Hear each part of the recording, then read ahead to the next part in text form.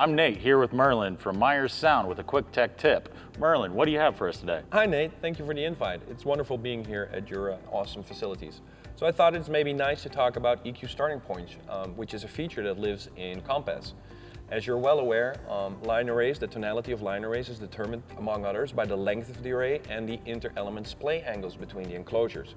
And we've taken mostly care of that as we voiced the loudspeakers at the factory, but in addition to that, because not all arrays will always have the same fixed length depending on the application, we've provided a couple of additional settings known as EQ starting points, which you can recall in Compass that will get you closer to the ballpark, which you can then season to taste as you see fit. In addition, the EQ starting points also contain settings for cardioid configurations for the low frequency control elements that are members of our Leo family series. And hopefully they will expedite the process and make your everyday work faster. Thank you, Merlijn. You can click on the link to learn more about EQ starting points.